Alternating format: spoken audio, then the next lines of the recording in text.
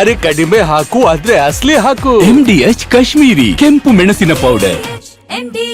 ಅಜಿತ್ ಪವಾರ್ ಮಹಾರಾಷ್ಟ್ರದ DCM ಆಗಿದ್ದಂಥವರು, ಅಂದ್ರೆ ಬಹಳ ಲವಲವಿಕೆಯಿಂದ ಇರ್ತಾ ಇದ್ದಂತಹ ವ್ಯಕ್ತಿ.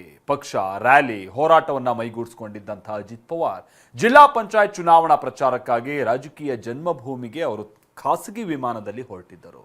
ಆದರೆ ಫ್ಲೈಟ್ ಏರಿದ 45 ನಿಮಿಷದಲ್ಲೇ ಹೆದ್ದಾರಿ ಪಕ್ಕದ ಹೊಲದಲ್ಲಿ ವಿಮಾನ ದಿಢೀರಂತ ಪತನಗೊಂಡಿದೆ. ಗುರುತೇ ಸಿಗದ ಮಟ್ಟಿಗೆ ಅಜಿತ್ ಪವಾರ್ ದೇಹ ಛಿದ್ರ ಛಿದ್ರ ಆಗಿದೆ. ಹಾಗಾದ್ರೆ DCM ಅವರ ಮೃತದೇಹವನ್ನ ಪೊಲೀಸರು ಹೇಗೆ ಪತ್ತೆ ಹಚ್ಚಿದ್ರು? ಈ ವಿಮಾನ ದುರಂತ ಸಂಭವಿಸಿದ ಹೇಗೆ? ಲ್ಯಾಂಡಿಂಗ್ ವೇಳೆ ಏನೇನಾಗಿದೆ ಬನ್ನಿ ತೋರಿಸ್ತೀವಿ. ಮಹಾರಾಷ್ಟ್ರ DCM ಅಜಿತ್ ಪವಾರ್ ವಿಮಾನ ಅಪಘಾತದ ಭಯಾನಕ ದೃಶ್ಯ.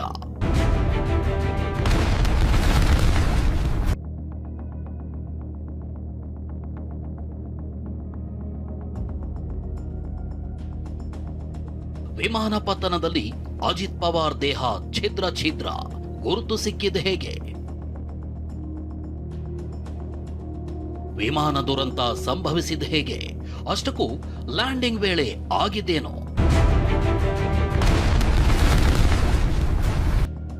ಪತನ, ವಿಮಾನ ಪತನ, ಇಡೀ ದೇಶವನ್ನೇ ಗಡಗಡ ನಡುಗಿಸಿದ ವಿಮಾನ ಪತನದ ದೃಶ್ಯಗಳಿವು.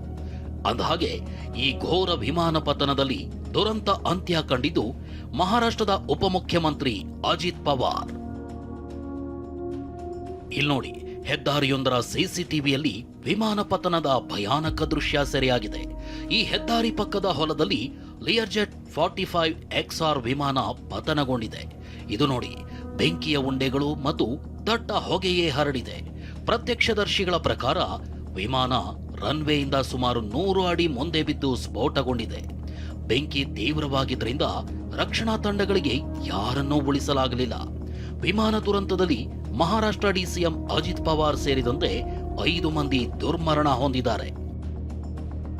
ಮುಂಬೈನಿಂದ ಬೆಳಗ್ಗೆ 8 ಗಂಟೆಗೆ ಹೊರಟಿದ್ದ ವಿಮಾನ 8:45 ಹೊತ್ತಿಗೆ ಪತನ.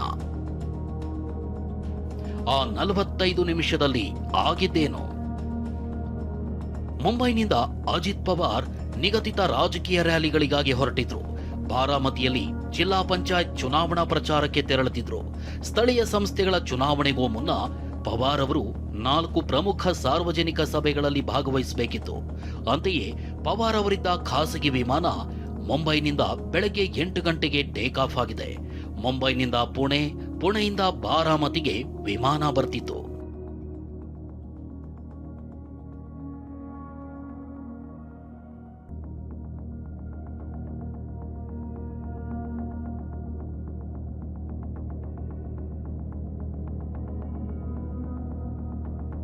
ಬೆಳಗ್ಗೆ 8 ಗಂಟೆ ಸಮಯಕ್ಕೆ ಸರಿಯಾಗಿ ಖಾಸಗಿ ವಿಮಾನವನ್ನ ಅಜಿತ್ ಪವಾರ್ ಏರಿದ್ದಾರೆ.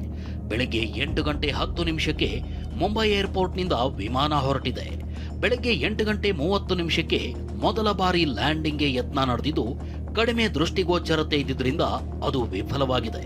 ನಂತರ ಬೆಳಗ್ಗೆ 8 ಗಂಟೆ 43 ನಿಮಿಷದ ಹೊತ್ತಿಗೆ 2ನೇ ಬಾರಿ ಲ್ಯಾಂಡಿಂಗ್ಗೆ ಪ್ರಯತ್ನ ನಡೆದಿದ್ದು ಅದು ಕೂಡ ವಿಫಲವಾಗಿದೆ. ವಿಮಾನ ಸಿಬ್ಬಂದಿಯಿಂದ ಯಾವುದೇ ಪ್ರತಿಕ್ರಿಯೆ ಬಂದಿಲ್ಲ ಅಂತ ಹೇಳಲಾಗಿದೆ. ಇದಾದ 2 ನಿಮಿಷ ಅಂದ್ರೆ ಬೆಳಗ್ಗೆ 8 ಗಂಟೆ 45 ನಿಮಿಷದ ಹೊತ್ತಿಗೆ ಬಾರಾಮತಿ ರನ್ವೇ ಪಕ್ಕದಲ್ಲಿ ವಿಮಾನ ಪತನಗೊಂಡಿದೆ. 8:10ಕ್ಕೆ ಮುಂಬೈ ಏರ್ಪೋರ್ಟ್ ಇಂದ ವಿಮಾನ ಟೇಕ್ ಆಫ್ ಆಗುತ್ತೆ. ಬಾರಾಮತಿಯಲ್ಲಿ ಲ್ಯಾಂಡ್ ಆಗಬೇಕು. ಅರೌಂಡ್ ಒಂದು 8:45 ಅಷ್ಟೊತ್ತಿಗೆ ಲ್ಯಾಂಡ್ ಆಗಬೇಕಿದ್ದಂತ ವಿಮಾನ ಇದು. ಬಟ್ ಬಾರಾಮತಿವರೆಗೂ ಬಂದು ಆ ವಿಮಾನ ಮತ್ತೆ ಯೂಟರ್ನ್ ತಗೊಳುತ್ತೆ. ಅಲ್ಲಿಂದ ಒಂದು ಸ್ವಲ್ಪ ದೂರ ಹೋಗ್ತಾ ಇದ್ದಂತೆ ರಾಡಾರ್ ಸಿಗ್ನಲ್ ಕೂಡ ಕಟ್ ಆಗುತ್ತೆ, ಸಂಪರ್ಕವನ್ನ ಕಳೆದುಕೊಳ್ಳುತ್ತೆ. ಹಾಗಾದ್ರೆ ಏನಾಗಿತ್ತು? ಟೇಕ್ ಆಫ್ ಆಗಿರುವಂತ ಸಮಯದ ಜೊತೆಗೆ ಫ್ಲೈಟ್ ಯಾವ ಮಾರ್ಗವಾಗಿ ಹೋಗ್ಬೇಕಿತ್ತು ಎಲ್ಲವನ್ನ ಮ್ಯಾಪ್ ಸಮೇತವಾಗಿ ತೋರಿಸ್ತಾ ಹೋಗ್ತೀನಿ. ಅದರ ಜೊತೆಗೆ ಈ ವಿಮಾನ ಪತನವಾಗಿರುವಂತಹ CCTV ಫುಟೇಜ್ ಅನ್ನ ಕೂಡ ನಾವು ಗಮನಿಸೋಣ. ಮೊದಲನೇದಾಗಿ ಇಲ್ಲಿ ಈ ಮುಂಬೈ ಏರ್ಪೋರ್ಟ್ ನಿಂದ ಟೇಕ್ ಆಫ್ ಆಗುತ್ತೆ 8:10ಕ್ಕೆ. ನೀವು ಗಮನಿಸ್ತಾ ಇದ್ದೀರಲ್ಲ, ನಾನು ಝೂಮ್ ಕೂಡ ಮಾಡ್ತೀನಿ. ಅಲ್ಲಿಂದ ನೇರವಾಗಿ ಬರಬೇಕಿದ್ದು ಈ ಬಾರಾಮತಿ ಏರ್ಪೋರ್ಟ್ಗೆ. ನೋಡೋಣ ಆ ವಿಮಾನ ಹೇಗೆ ಹೋಗ್ತಾ ಇತ್ತು, ಯಾವ ರೂಟ್ ಆಗಿ ಹೋಗ್ಬೇಕಿತ್ತು ಅನ್ನೋದನ್ನ ನಾನು ತೋರಿಸ್ತೀನಿ ನೋಡಿ. ಇಲ್ಲಿಂದ ಟೇಕ್ ಆಫ್ ಆಗುತ್ತೆ. ಇದು ಟ್ರ್ಯಾಕರ್, ಇದು ಫ್ಲೈಟ್ ಟ್ರ್ಯಾಕರ್ ನೋಡಿ. ಇದು ಮುಂಬೈ ಏರ್ಪೋರ್ಟ್. ಇಲ್ಲಿಂದ ಟೇಕ್ ಆಫ್ ಆಗಿರೋದು ಸಮಯ 8:10. ಅಲ್ಲಿಂದ ಬರಬೇಕಿದ್ದು ಬಾರಾಮತಿ ಏರ್ಪೋರ್ಟ್ಗೆ. ನೀವು ದೃಶ್ಯಗಳನ್ನ ಗಮನಿಸುವಾಗ ಕೆಲವೊಂದಷ್ಟು ಡೌಟ್ಗಳು ಬರುತ್ತೆ, ನಾನು ಅದನ್ನ ಕ್ಲಿಯರ್ ಮಾಡ್ತೀನಿ. ಎಸ್, ಇಲ್ಲಿ ಈ ಪಾಯಿಂಟ್ ಇದೆಯಲ್ಲ, if you can make out ಈ ಪಾಯಿಂಟು ಇದು ಬಾರಾಮತಿ ಏರ್ಪೋರ್ಟ್ ಇರೋದು. ಝೂಮ್ ಮಾಡಿದ್ರೆ ಕಾಣಿಸುತ್ತೆ. ಸಿ, ಇಲ್ಲೇ ಇದೆ ಬಾರಾಮತಿ ಏರ್ಪೋರ್ಟ್. ಬಂದು ಈ ರೂಟ್ ಆಗಿ ಬಂದಿರೋದು ಇಲ್ಲಿ ಲ್ಯಾಂಡ್ ಆಗ್ಬೇಕಿತ್ತು. ಮುಂದುವರೆದಿರೋದು ಯಾಕೆ ಅಂತ ನೋಡೋಣ ನಾವು. ಇಲ್ಲಿಗೆ ಕಟ್ ಆಗ್ಬೇಕಿತ್ತು. ಬಾರಾಮತಿ ಏರ್ಪೋರ್ಟ್ ನಲ್ಲಿ ಆ ಫ್ಲೈಟ್ ಲ್ಯಾಂಡ್ ಆಗ್ಬೇಕಿತ್ತು. 5 ಜನ ಕೂಡ ಸೇಫ್ ಆಗಿ ಲ್ಯಾಂಡಿಂಗ್ ಬರಬೇಕಿತ್ತು. ಬಟ್ ಆಗ್ಲಿಲ್ಲ. ಅಲ್ಲಿಂದ ಮುಂದಕ್ಕೆ ಹೋಗುತ್ತೆ ಫ್ಲೈಟ್. ಸಿ, ಒಮ್ಮೆ ಪ್ರಯತ್ನ ಮಾಡಿರುವಂತ ಪೈಲಟ್ ಲ್ಯಾಂಡ್ ಮಾಡೋದಕ್ಕಾಗಲ್ಲ, ಅದಕ್ಕೆ ಮತ್ತೆ ಮುಂದುವರಿಸ್ತಾರೆ ಅವ್ರ ಪ್ರಯಾಣನ. ಇನ್ನು 2 ಬಾರಿ ವಿಮಾನ ಲ್ಯಾಂಡಿಂಗ್ಗೆ ಪೈಲಟ್ ಯತ್ನಿಸಿದ್ದಾರೆ. ಬೆಳಗ್ಗೆ 8:30ಕ್ಕೆ ಮೊದಲ ಬಾರಿ ಲ್ಯಾಂಡಿಂಗ್ಗೆ ಯತ್ನಿಸಿದ್ದಾರೆ.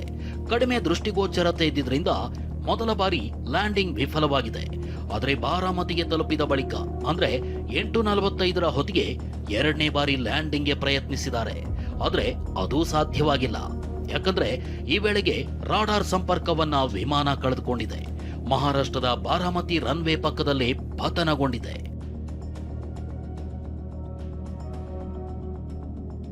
ದಟ್ಟ ಹೊಗೆ ಮತ್ತು ಜ್ವಾಲೆ ವಿಮಾನದ ಅವಶೇಷಗಳನ್ನು ಆವರಿಸಿದ್ದು ಆ ಪ್ರದೇಶದಾದ್ಯಂತ ಅವಶೇಷಗಳು ಚೆಲ್ಲಾಪಿಲ್ಲಿಯಾಗಿ ಬಿದ್ದಿವೆ.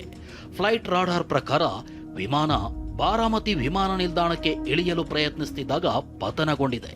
ಅಜಿತ್ ಪವಾರ್ ಮಾತ್ರವಲ್ಲದೆ 2 ಪೈಲಟ್ಗಳು ಮತ್ತು 2 ಪ್ರಯಾಣಿಕರು ಮೃತಪಟ್ಟಿದ್ದಾರೆ. ಮೃತರಲ್ಲಿ ಓರ್ವ ಪವಾರ್ ಅವರ ವೈಯಕ್ತಿಕ ಭದ್ರತಾ ಅಧಿಕಾರಿಯೂ ಸೇರಿದ್ದಾರೆ. ಅಪಘಾತ ಸ್ಥಳದ ದೃಶ್ಯಗಳು ವಿಮಾನ ಸಂಪೂರ್ಣವಾಗಿ ನಾಶವಾಗಿದೆ ಅಂತ ಗೊತ್ತಾಗ್ತಿದೆ. ವಾಚ್ ಮೂಲಕ ಅಜಿತ್ ಪವಾರ್ ಮೃತದೇಹ ಪತ್ತೆ ಹಚ್ಚಿದ ಪೊಲೀಸರು. ಇಲ್ಲಿ ನೋಡಿ, ವಿಮಾನ ಪತನಗೊಂಡ ಸ್ಥಳದಲ್ಲಿ ಯಾವ ರೀತಿಯಲ್ಲಿ ದಟ್ಟವಾಗಿ ಹೊಗೆ ಆವರಿಸಿದೆ ಅಂತ. ಅಪಘಾತಕ್ಕೀಡಾದ ಲಿಯರ್ಜೆಟ್ 45XR ವಿಮಾನದ ಸ್ಥಿತಿ ನೋಡಿ ಯಾವ ರೀತಿಯಾಗಿದೆ ಅನ್ನೋದನ್ನ. ವಿಮಾನ ಪತನಗೊಂಡು ಘೋರ ಬೆಂಕಿ ಹೊತ್ಕೊಂಡಿದೆ. ಬೆಂಕಿ ಆರಿಸೋದಕ್ಕೆ ಅಗ್ನಿಶಾಮಕ ಸಿಬ್ಬಂದಿ ಹರಸಾಹಸ ಪಡ್ತಿದ್ದಾರೆ. ಬೆಂಕಿ ಹೊತ್ಕೊಂಡಿರೋ ಜಾಗದಲ್ಲಿ ನೀರು ಹಾಯಿಸ್ತಿದ್ದಾರೆ.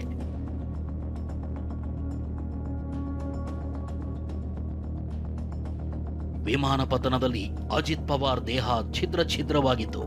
ಇದೇ ಬೆಂಕಿಯಲ್ಲಿ ಅವರ ಮೃತದೇಹ ಸುಟ್ಟು ಕರಕಲಾಗಿತ್ತು.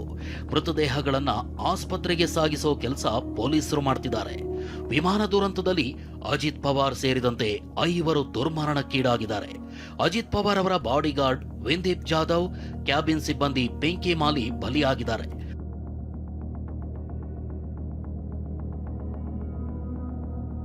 ಪೈಲಟ್ಗಳಾದ ಸುಮಿತ್, ಶಾಂಭವಿ ಪಾಟೀಲ್ ಕೂಡ ಮೃತಪಟ್ಟಿದ್ದಾರೆ.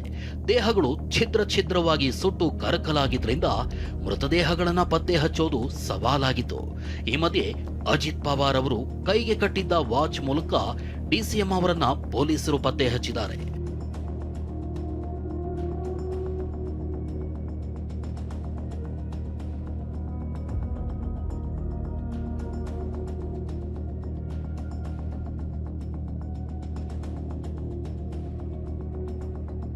ಈ ಬಾರಾಮತಿ ಕಬ್ಬು ಬೆಳೆಯೋ ಸಮೃದ್ಧ ಪ್ರದೇಶ. ಇದು ಅಜಿತ್ ಪವಾರ್ ಅವರ ರಾಜಕೀಯ ಜೀವನಕ್ಕೆ ಬುನಾದಿ ಹಾಕಿಕೊಟ್ಟ ಜಾಗ.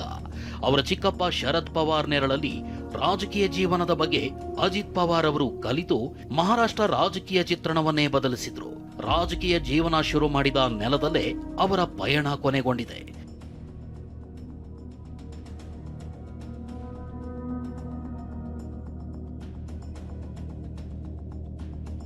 ಮಹಾರಾಷ್ಟ್ರದ ರಾಜಕೀಯದಲ್ಲಿ ಅಜಾತ ಶತ್ರುವಿನಂತಿದ್ದ, ತಮ್ಮ ನೇರ ನಡೆನುಡಿಗಳಿಂದಲೇ ದಾದಾ ಅಂತ ಕರೆಸಿಕೊಳ್ತಿದ್ದ ಉಪಮುಖ್ಯಮಂತ್ರಿ ಅಜಿತ್ ಪವಾರ್ ಅವರ ಅಕಾಲಿಕ ನಿಧನ ದೇಶವನ್ನೇ ಬೆಚ್ಚಿ ಬೀಳಿಸಿದೆ. ಇಂದು ಮುಂಜಾನೆ ಮುಂಬೈನಿಂದ ತಮ್ಮ ತವರು ಕ್ಷೇತ್ರವಾದ ಬಾರಾಮತಿಗೆ ಜಿಲ್ಲಾ ಪಂಚಾಯತ್ ಚುನಾವಣಾ ಪ್ರಚಾರಕ್ಕಾಗಿ ತೆರಳುತ್ತಿದ್ದಾಗ ಅವರು ಪ್ರಯಾಣಿಸುತ್ತಿದ್ದ ಲಿಯರ್ಜೆಟ್ 45 ವಿಮಾನ ಪ್ರತಿಕೂಲ ಹವಾಮಾನದ ಕಾರಣ ಬಾರಾಮತಿ ವಿಮಾನ ನಿಲ್ದಾಣದ ಬಳಿ ಪತನಗೊಂಡಿದೆ. ಈ ಭೀಕರ ದುರಂತದಲ್ಲಿ ಅಜಿತ್ ಪವಾರ್ ಸೇರಿದಂತೆ ಪೈಲಟ್ ಮತ್ತು ಸಿಬ್ಬಂದಿ ಸೇರಿ 5 ಸ್ಥಳದಲ್ಲೇ ವಿಧಿವಶರಾಗಿದ್ದಾರೆ. ವಿಧಿಯಾಟ ಅಂದ್ರೆ ಯಾವ ಮಣ್ಣಿನಲ್ಲಿ ಅವರು ರಾಜಕೀಯವಾಗಿ ಬೆಳೆದು ದೊಡ್ಡ ನಾಯಕರಾದ್ರೂ ಅದೇ ಬಾರಾಮತಿಯ ಮಣ್ಣಿನಲ್ಲಿ ಅವರ ಉಸಿರು ನಿಂತಿದೆ. Bureau report, TV9. MDH ನ ಕಿಚನ್ ಅಲ್ಲಿದ್ರೆ ನಾವು ಎಲ್ಲವನ್ನು ಮಾಡಬಹುದು. ಬೆಂಗನ್ ಕಾ ಬರ್ತಾ, ಆಲೂ ಗೋಬಿ, ಭಿಂಡಿ ಮಸಾಲಾ, ಇನ್ನೂ ಬಹಳಷ್ಟು. MDH